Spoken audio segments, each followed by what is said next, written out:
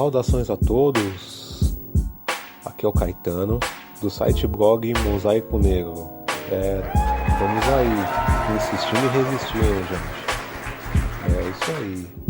E aí, como é que vocês estão? Tudo bem com vocês?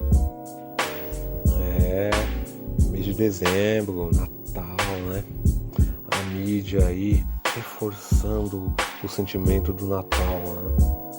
Hoje, né, eu tava lendo uma matéria que me fez pensar em criar essa podcast, de como a gente não tem uma percepção de certas coisas, né? E o tema de hoje é invisibilidade social. Aí eu pergunto para vocês, no seu trabalho, você tem costume de dar bom dia para a faxineira do seu trabalho? De conversar com a faxineira, com o copeiro, com as pessoas que têm funções mais simples? Você sabe o nome dessa pessoa? Você costuma papear, tratar com cordialidade? Então vamos explorar isso, já que estamos num mês de fraternidade, que as pessoas, o ano todo, as pessoas andam meio rudes, meio bravas, e chega Natal, todo mundo se transforma em um ego de bondade e fraternidade, né? Então, pensando nisso, né, pra gente começar, né, essa questão da invisibilidade social,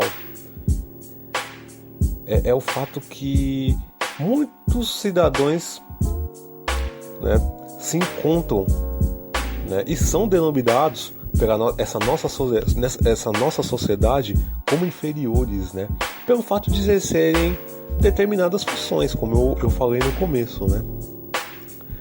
E nisso, né, é uma forma de exclusão social, né, e é já debatida há algum tempo. Porém, ainda não se consolidou como um tema relevante, né? Principalmente nos interesses e contextos empresariais, né? Então, nesse podcast, eu quero estabelecer aqui, né, vamos focar na galera que trabalha na limpeza, para a gente poder entender um pouco, né? O que não isenta os outros profissionais, né, de estarem inseridos nessa árdua realidade. Vou pegar exemplos aqui como garis, frentistas, operadores de caixa, porteiros, motoristas, cobradores de ônibus e lixeiros, né? E nesse direcionamento, um dos fatores que perpetua essa questão da invisibilidade social é essa nossa correria do dia a dia, né? Que é agregada ao estereotipo de que um zelador ou um faxineiro não é digno de receber um bom dia. Mas qual seria o motivo? Já pensaram? Deles não possuírem uma formação? Ou seja, né, pertencer à classe dos que têm baixa escolaridade por opção ou falta dela, né? Porque a gente tem que ter essa visão também. Mas o que justifica estar exercendo sua atual profissão, que é composta por tarefas que são consideradas degradantes ou humilhantes? Mas a gente tem que lembrar que esse estereotipo se tornou comum. Porém não é normal, gente. Porque, vamos pensar, comum é aquilo que a grande maioria está acostumada a fazer e pensar. E o normal é aquilo que está engendrado nas normas, né? Uma forma acordada de se fazer algo baseando-se no bem e no respeito mútuos, né? E aí a gente pensa, homens e mulheres invisíveis do Brasil, né, que no nosso dia a dia dependem de ônibus, né, fazem fila no posto de saúde, estudam em escolas em que os professores fazem greve. Mas aí a gente pensa em outro contexto, quando viram notícia, né? porque desabou a casa onde moravam, ou invadiram o terreno onde construíram suas casas, né? E nisso parecem personagens de uma tragédia que se desenrola tipo num país bem distante, né, cara? Onde a gente não vai nem a passeio. Aquela coisa de tipo, você não conhece a realidade, né? E a gente pensa também nos livros, na literatura, né? Que poderia dar rosto e voz a esses personagens, né? Tem que se ocupam cada vez menos deles, né? São poucos os livros que nos levam a observar essa paisagem de realidade brasileira, né? De uma outra forma de perspectiva, né? Do lado de dentro do busão lotado, né? Do lado de cima da maca estacionada no corredor do hospital, chapado de gente esperando o médico atender, né? Ou do lado de quem nem sempre é brindado com a gentileza de um bom dia, quando está vestido com um uniforme ou fazendo um trabalho braçal. E nisso eu estava lendo uma pesquisa que me fez falar sobre isso, né? E essa pesquisa ela foi divulgada pelo DIEESE, né? Sobre os trabalhadores de limpeza do estado de São Paulo. E nisso ela ouviu 1.851 coletores de lixo, varredores, auxiliares de limpeza e jardineiros, né? E de acordo com esse levantamento dessa pesquisa, 1 em cada 4 entrevistados diz já ter sofrido discriminação relativa ao trabalho. E sabem qual foi a maior queixa?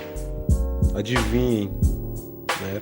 Serem tratados como cidadãos de segunda categoria, indignos da cortesia mínima de um bom dia e de um obrigado e de um por favor, que é a regra básica da educação, né, gente? E o estudo, né, ele põe um ponto no qual o psicólogo Fernando Braga da Costa ele já havia demonstrado no livro Homens Invisíveis, que esse livro foi publicado em 2004, né, no qual ele relata a sua experiência convivendo com os garis da USP, né?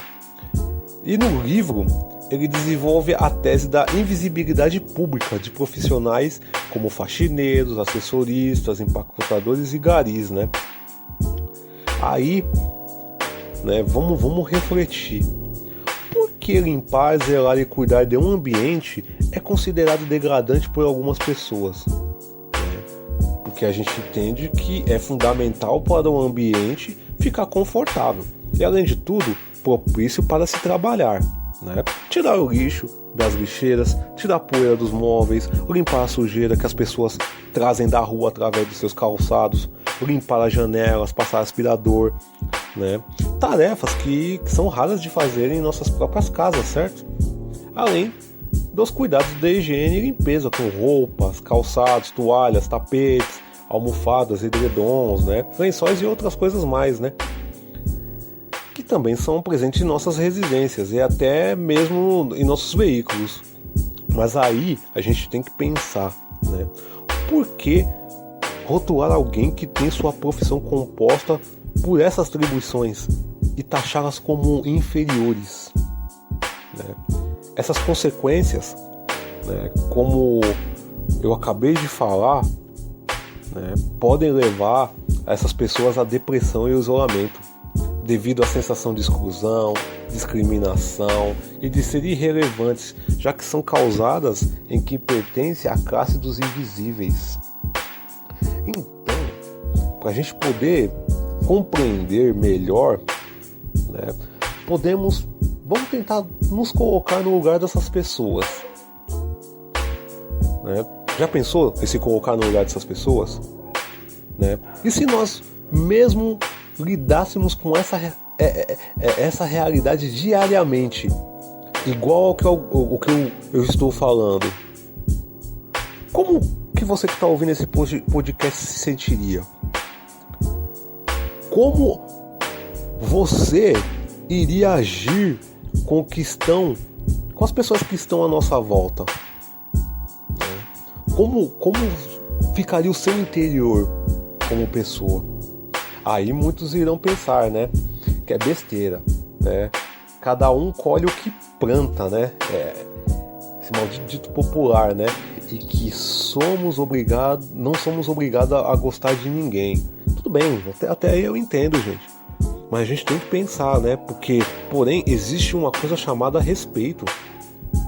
E quando esta acaba, ou nem começa a existir, a possibilidade de relacionar-se e confiar-se em alguém sempre vai dar falha. Então, além de respeitar, né, a gente pode refletir sobre os profissionais, né, que estão nessa margem da invisibilidade social e dar a eles um bom dia, né, que é o mínimo, ou até mesmo um sorriso. Atitudes que podem mudar o dia deles e se fazerem sentir enxergados, sabe? E por que a gente não pode dizer, né, como você está? Você já fez isso no seu trampo, na sua faculdade, sabe? E temos que ser, né, e direcionar esse ser humano que está dentro da gente, sabe? Eu tava, né, nessa minha pesquisa, eu tava vendo a história de uma senhora, né? Foi até a história que eu vi no G1. O nome dela é Rafaela, né? Que ela mora na Praia Grande.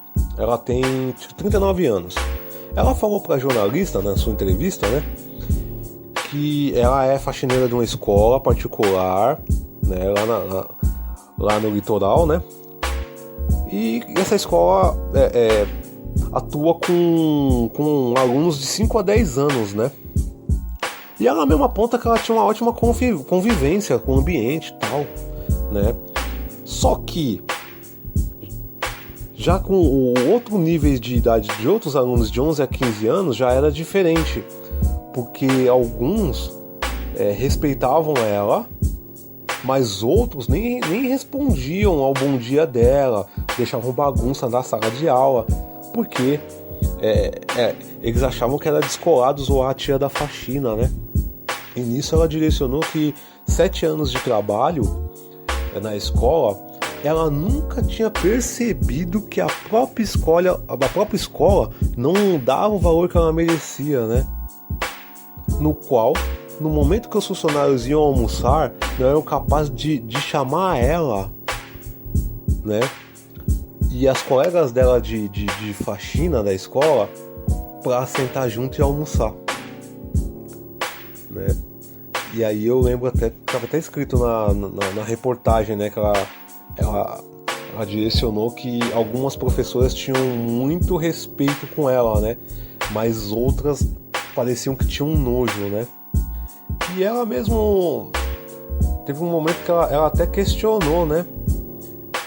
Toda essa questão, tipo, como é possível isso acontecer em um país que é tão unido pela diversidade de cultura, diversidade musical, e ainda, né, falou até da questão do futebol, né?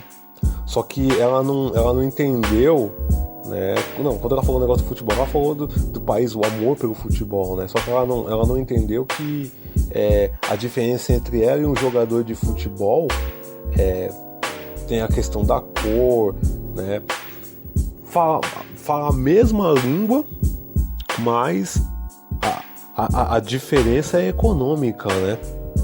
A diferença é econômica. O jogador de futebol ele tem um bom carro, uma boa televisão, uma boa casa, né? E ela não tem nada, né?